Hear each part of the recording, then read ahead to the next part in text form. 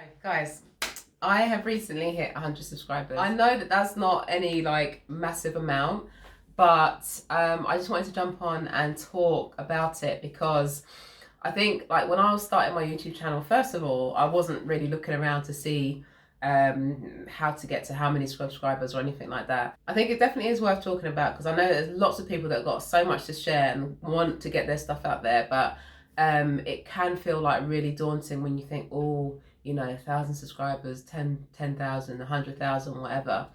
So I just wanted to talk to you about what it's been like getting to 100 subscribers completely organically. I haven't sort of like been overly active about sort of trying to promote the channel or anything like that.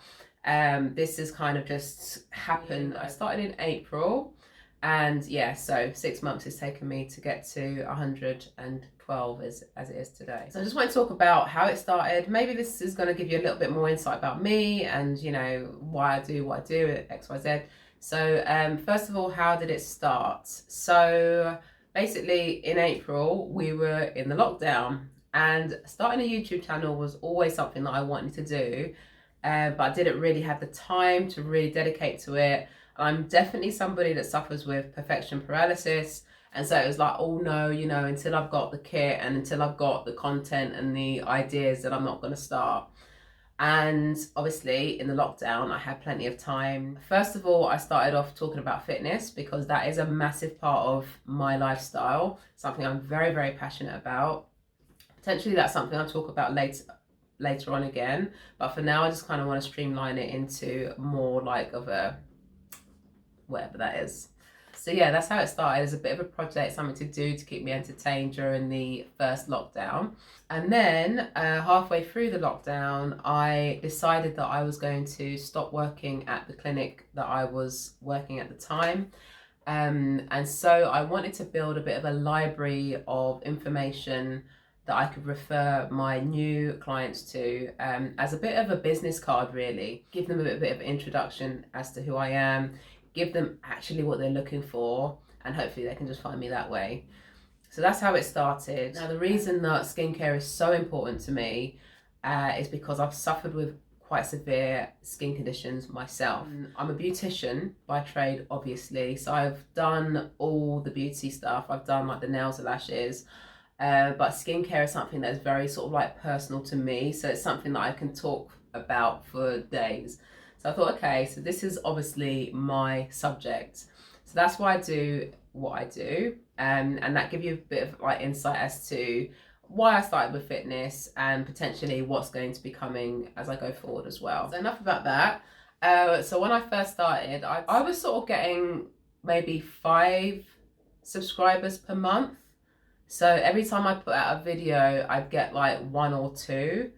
And then later on in the week, it's really strange because I used to find that I put a video out on Sunday, I'd get 1 or 2 subscribers straight away. And then on like the Thursday, Friday, Saturday, I'd get another couple.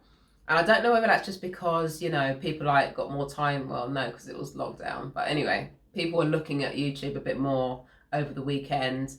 And so that's when they find the video and they subscribe. But what I was also finding is that having that little pickup of subscribers when I was almost planning my next video, it gave me like a bit more motivation to go out and, you know, actually go and do it. I was like, okay, people are actually looking at what I'm doing, and it would give me that extra push to go and film that next video. So that was really nice. But definitely I've noticed since we've moved into the winter months, and this is something that other YouTubers have said as well, is that you get like so much more traffic to the page as well. So that's something that I've definitely noticed. But to be fair, I mean, it's been 6 months. I haven't gone through all the 4 seasons yet, so I can't really talk too much about patterns. But so far, that's what I've noticed. Now, while I am focused on skincare, my brand is all about skincare. I also bring in some of my own personal interest to it as well. These have been really useful for, you know, maybe talking about brands and doing like try-ons and hauls and things like that. Those have been really fun to film, and they've also like exposed the channel to more people that maybe wouldn't have been looking for skincare before. I definitely found that those videos, they get lots of views. I say lots of views, relatively lots of views. And I found that I'd get a bit of a spike of subscribers by doing those as well. So those are definitely something that I kind of sprinkle throughout the channel, partly because I enjoy doing them, partly because they are, you know, I'm being authentic. This is me sort of like giving you a bit of like more of my personality, but also they do really help to sort of like draw people in that maybe wouldn't have been looking at your channel in the first place. So something that I was going backwards and forwards with when I was trying to decide whether I even want to start a YouTube channel, because it was like, what do I sort of like really want to talk about? And I think there is something to be said for just sticking to one subject. But the way that I've got around it, if I do a clothing haul, I will do 2 videos that week. So I'll still give the skincare, but I'll also sprinkle in something else. So I found that to be a really helpful way of doing it. So you're still sort of like giving your subscribers what they came for, but you're also kind of like inviting some new ones in as well. Saying that though, when I did start paying more attention to my analytics, I did notice that I dropped subscribers when I did clothing hauls. And I think, and I'm talking like 1 or 2, and I do think that potentially maybe, you know, people are just like, oh, you know, I came for one thing and I'm seeing like brand reviews or product reviews. That's not what I came for. I can get that anywhere on YouTube. And that's fine. And you just got to kind of like weigh up the pros and cons of that, because at the end of the day, if somebody's going to unsubscribe because you've done 1 or 2 videos that are off topic, at the end of the day, it's your channel. This is a platform for you to express yourself. So while you want to, you know, maybe play a little bit strategically, I wouldn't allow the market to dictate exactly everything that you do, because at the end of the day, people are coming for you and your authenticity. So if something feels authentic to you, I would just say to just go with it. As long as like the topic's not too far away from what you're talking about. I mean, there's a good chance that somebody's interested in skincare is also going to be interested in fashion, also going to be interested in wellness. So keeping it within the same sort of like region, but you know, obviously maybe you don't want to talk about skincare and then agriculture. That might be a little bit too far. Just keep it authentic. At the end of the day, when you're at this sort of level, like 100 subscribers and you're just starting out, you know, it's not a business at the end of the day. This is just an expression of yourself. So just, you know, do what you want to do. Where do I want to take my channel? So eventually, as I said, this is very much a library of content for not only my clients, my existing clients to have a look at, but also to expose my business to potential clients as well. And just generally, it makes me feel really good, especially when people like drop comments and say that my videos have helped, or send me like an email saying, you know, can you help me further with this? Gets me in there. It gets me in there. But that alone is 100% worth it. Long term, where I want to take the channel, I almost want to take the channel through the journey that I've been through. So, and I will talk about this more later on, but basically it's been a 360 glow up. Something that started off with skin and has kind of leaked into other areas of my life, and has quite kind of required a whole, you know, transformation really. And so I want my channel to empower people to make those changes, starting from the ground up or from the inside out, as I always say. So we're going to be looking at fitness, we're looking at wellness, we're looking at skin, we're looking at health, which is going to affect your hair, it's going to affect your nails, and also like obviously like the fashion, because that is like the finishing touch. But you know that I'm not a stylist, that's not my profession, so there will be a little bit of that sprinkled in. But yeah, that's where I want to take the channel. I just want it to be, you know, like a bit of a skincare library with a good insight to myself, my transformation, how skin has affected me psychologically, and how that experience brought me to where I am today. I basically want someone to come to my channel and be like, there's a girl who was completely at a terrible, you know, place. She felt like an ugly duckling, and now here she is glowing, doing her thing. I can do that too, and here's how I'm going to do it, and I'm going to kind of like share my tips and tools on how to do it. That's what I want. So things I would do differently, now that I'm taking it more seriously, I would definitely do batch filming. And that is just, of course, to be more productive with the time. Because to be honest, especially now in lockdown, funnily enough, this isn't how I would usually be chilling out. This is definitely put together for the video.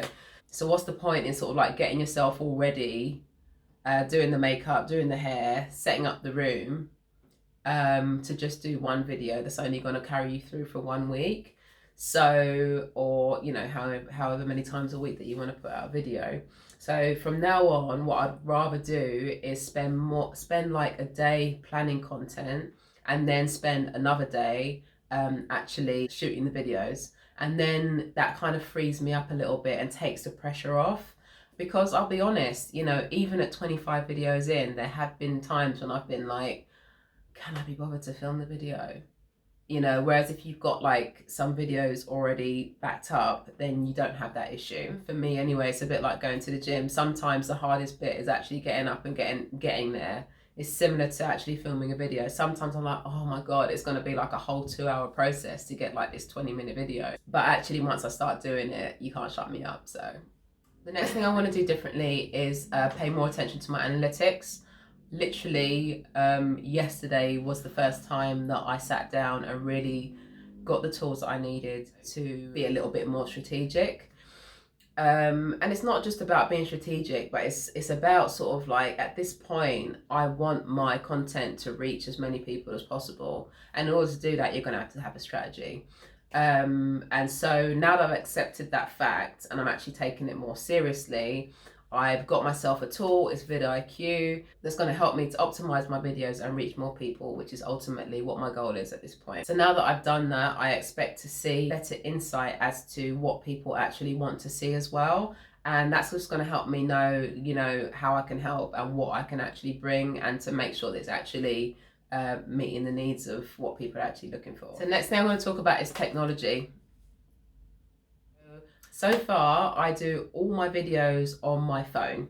I use my phone's camera and I use my phone's mic. So I've actually bought myself an external mic to plug into my phone. It's that sort of like lack of organization and, you know, forward planning.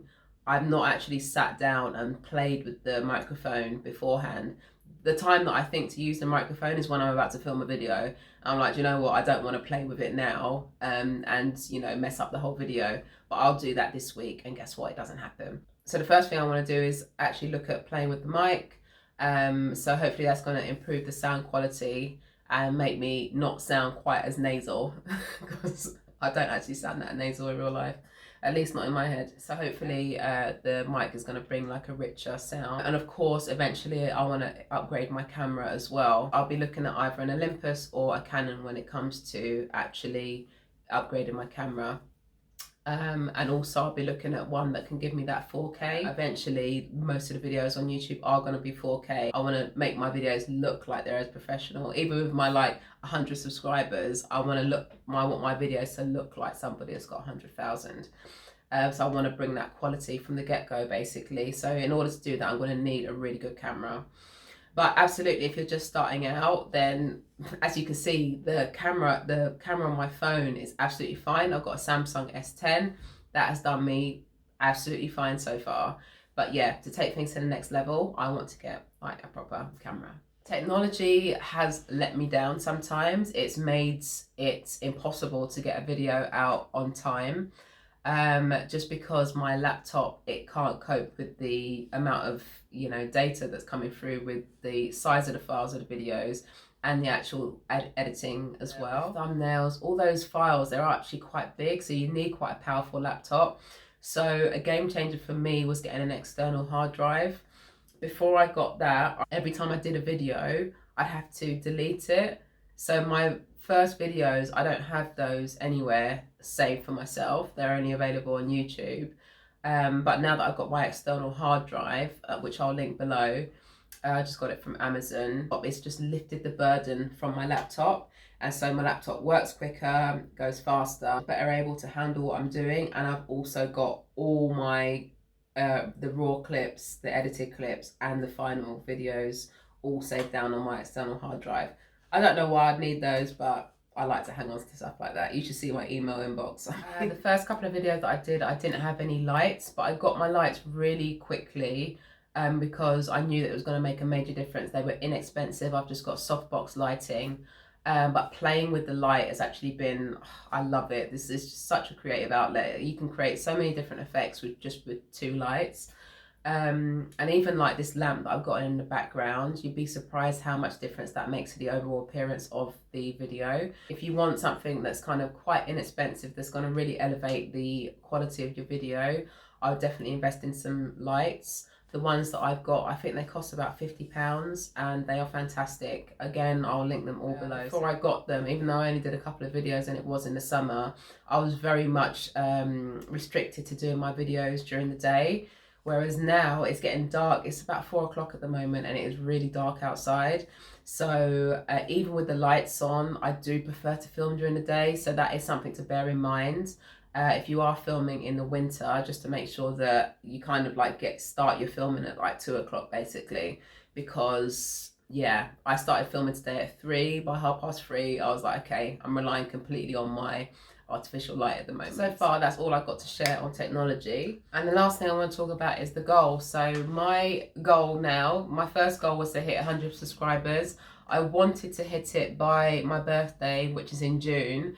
And bearing in mind, I started my channel in April. For somebody that's not really actively trying to increase subscribers, it's probably quite unrealistic unless you're putting out like 3 videos a day. You probably lose some subscribers in that process if you were putting out 3 videos a day. But you know, hey, I don't know, give it a try, see what happens. So just be like more realistic with your goal. My next goal is to get to 1,000 subscribers.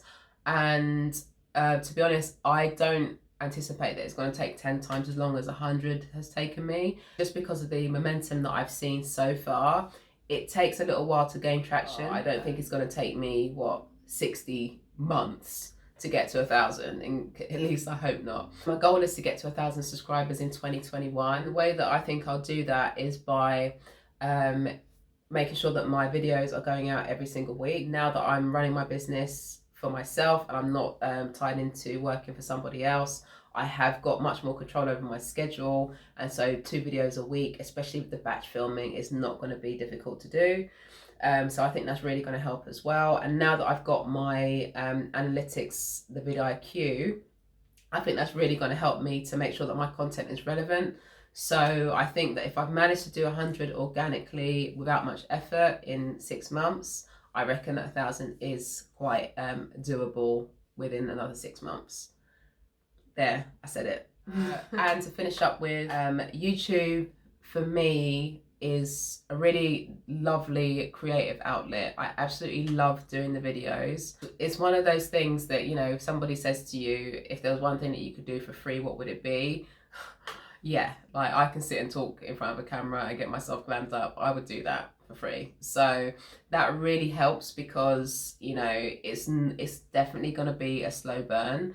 Depending on how dedicated you are to it, but sort of just don't expect it to kind of like explode like overnight. And to be honest, if you're just coming into YouTube to get products sent to you and to make money, you're going to be doing it for a while, and it's going to take a lot of hours. And so you really kind of need to like doing it. Yeah, you can talk about any subject that you're passionate about. So providing, you know, you've got the patience and you've got the time, then there's absolutely no reason why, you know, you can't make a fantastic channel. So yeah, that's my experience of getting to 100,000.